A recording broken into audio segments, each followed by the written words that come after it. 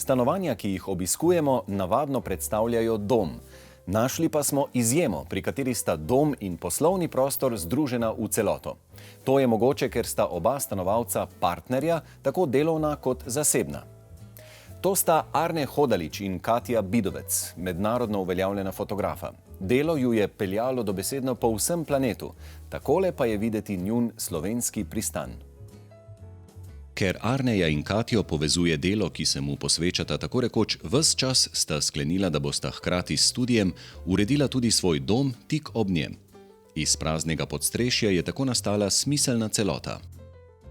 To je bila hiša moje babice pa dedka in ko sva z Arnejem prvič prišla v ta prostor, je bil tak nekam čarobno strašljiv, ampak na koncu se je vse dobro izteklo. Smo pa v Kranju, ja.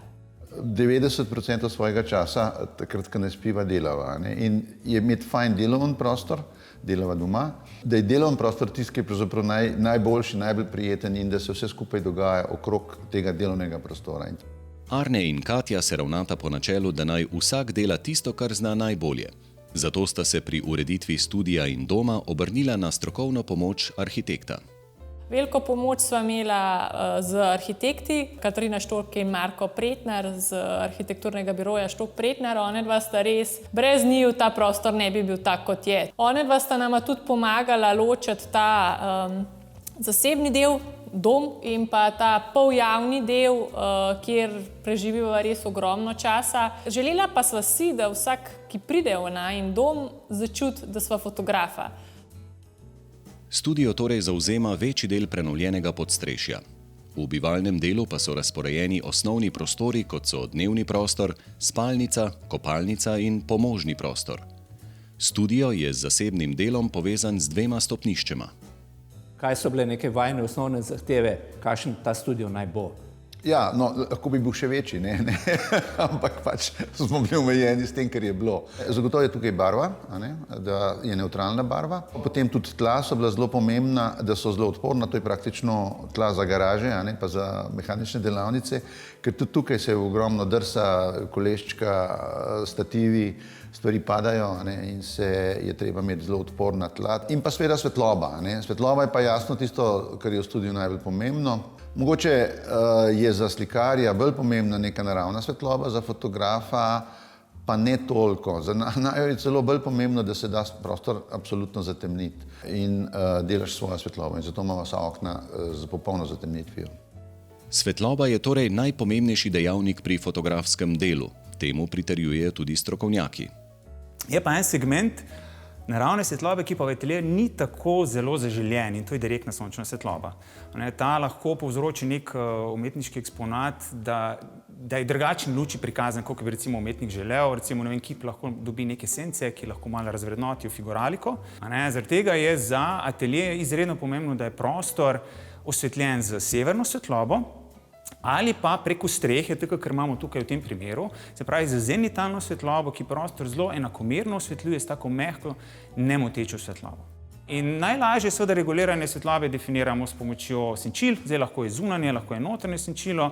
Zdaj v tem primeru tukaj so bile uporabljene zunanje rulete, s katerimi se res lahko ustvari popolno temo, kar je seveda pri fotografiji mogoče od vseh umetniških smeri, tako da rečemo, najbolj pomembno, ker je pomembna in svetloba in tema. Smo v enem velikem ateljeju, ki je fotografski, ampak ateljeji, če je le možnost, so lahko veliki, to pomeni visoki, voluminozni.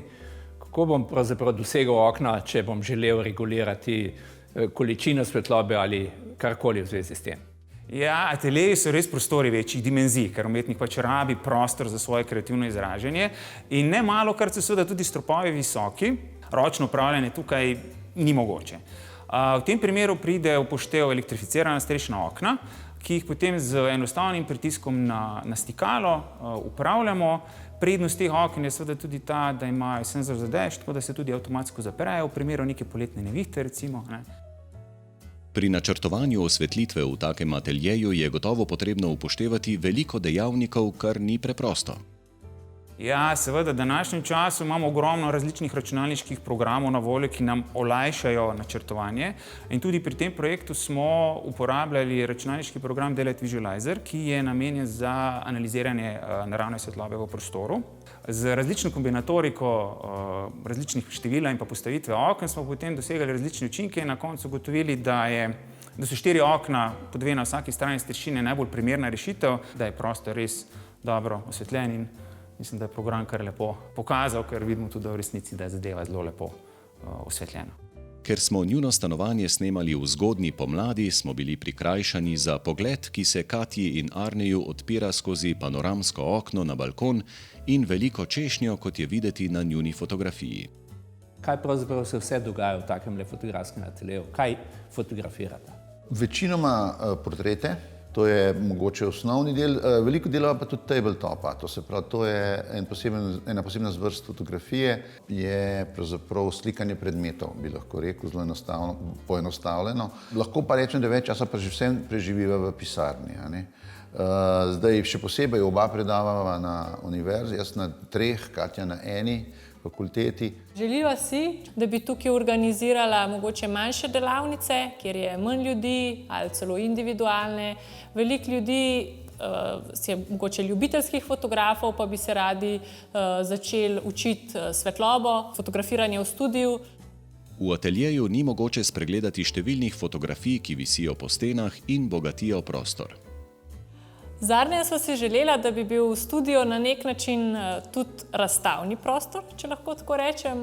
Verjameva, da fotografije na steni lahko naredijo dom bolj domač, mogoče malo drugačen, da vneseš svojo energijo, tudi če to niso tvoje fotografije. In želela sva si narediti tako kot sem rekla, nek razstavni prostor, zato sva tudi vse fotografije visijo na vrvicah, kar pomeni, da steno ni treba zabijati žebljičkov. Zbrala sva si pa dela s pomočjo arhitektov, lahko rečem, ker svoja dela je najtežje zbirati. Katja, in če vendar se najde kakšen Slovenec, ki reče, jaz pa bi imel takele lepe fotografije, kaj mu lahko pomagate? Lahko rečem, da zadnjem vedno pomagava osebi izbrati fotografijo. Velikokrat se zgodi, da stranka pošlje fotografijo prostora, kjer bi to fotografijo želela imeti, kakšna naj bi bila velikost, kako bo to izgledalo, jaz pač računalniško fotografijo v ta prostor umestim.